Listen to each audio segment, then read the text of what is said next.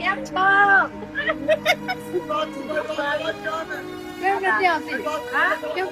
આવી તો ખરા, હજી કેટલી ગાવો?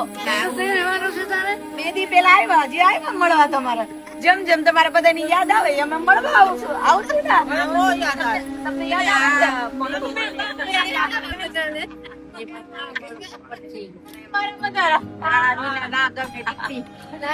તમે કીધું તો ને સોમનાથ જવાનું છે, તો જવાનું છે ને સોમનાથ? જવાનું છે. પાક્કો.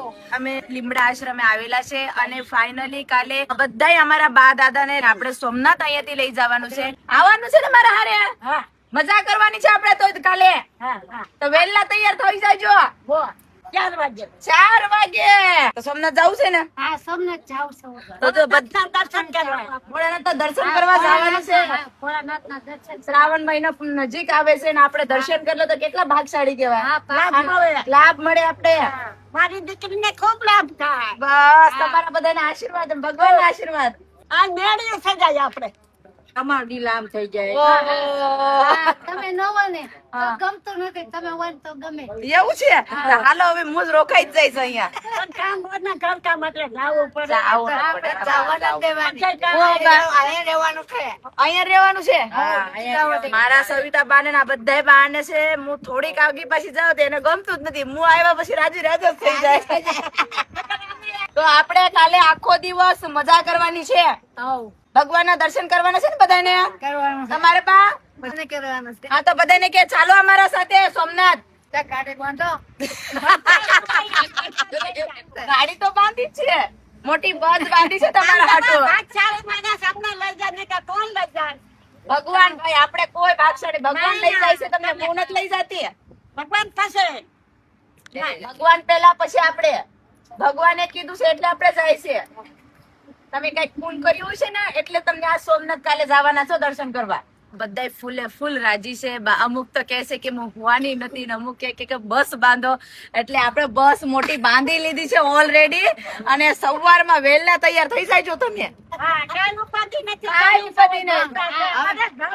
જલસા. હવે તમે સવારે બાંધો. તમે સવારે જલ્દીથી આવજો. કોનો હામલો ખબર નથી પડતી.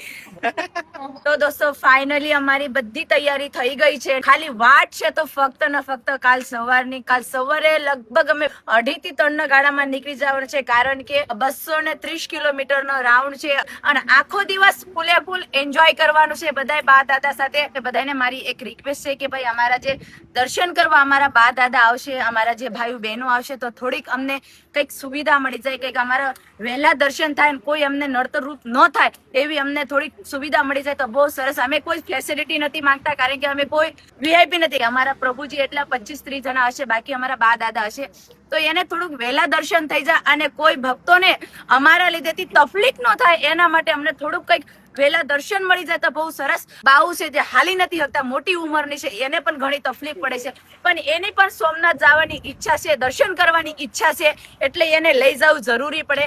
બધાને તો આપણે જાતા હોય, પણ આ બિચારાને કોણ લઈ જાય? એટલે ભગવાનના દયાથી ભગવાને આપણે એક મોકો આપ્યો છે બા દાદાને કે દર્શન કરે. બસ આ તમારા બધાને સાથ સપોર્ટથી અને ભગવાનના આશીર્વાદથી. તો બસ મારી બધાને એટલી રિક્વેસ્ટ છે, મારા સોમનાથ મહાદેવ ટ્રસ્ટીઓને વિનંતી છે અમારા બધા ગ્રુપ તરફથી, વહેલા થોડુંક દર્શન થઈ જાય તો બહુ સરસ. આશરે લગભગ સવારમાં 10 થી 11 વાગ્યા સુધી અમે અહીંયા પહોંચી જઈશું સોમનાથ, અને સોમનાથ સરસ મજાનું દર્શન પણ કરાવશે. અમુક એવી જગ્યા હોય અમારા પ્રભુજી બા દાદાને ફરાવવાનું, અહીંયા પણ ફરાવશું. આખો દિવસ 29 તારીખ અમારા બા દાદાનો અમારા પ્રભુજીના નામે છે. તો બસ પ્રભુજીને અને મારા બા દાદાને આનંદ આવવા જોઈએ, ખુશ થવા જોઈએ અને રાજી થવા જોઈએ, એમાં જ અમે રાજી છે. બોલો હર હર મહાદેવ.